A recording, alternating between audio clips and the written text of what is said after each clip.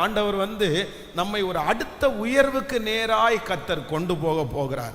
வருஷம் வருஷம் ஒரு இன்க்ரிமெண்ட்டை நீங்கள் பார்த்துருக்கலாம், வருடா வருடம் ஒரு போனஸை நீங்கள் பார்த்துருக்கலாம், வருடா வருடம் ஒரு உயர்வை நீங்கள் அடைந்திருக்கலாம், வருஷத்துக்கு ஒரு 3 வருஷத்துக்கு ஒரு டைம் கர்த்தர் உங்களை உயர்த்தி இருக்கிறத பார்த்துருக்கலாம்.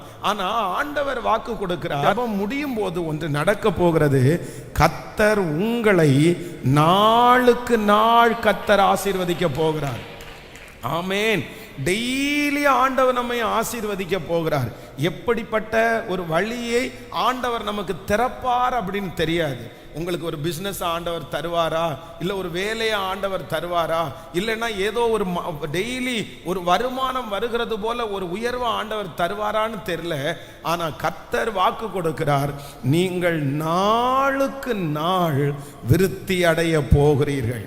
ஆமேன்.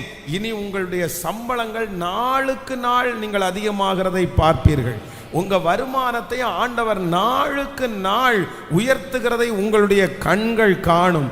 தாவீதை எப்படி ஆண்டவர் நாளுக்கு நாள் விருத்தி அடைய பண்ணினாரோ, நான் நம்புகிறேன் கர்த்தருடைய ஆசீர்வாதம் நம்மேல் வரப்போகிறது.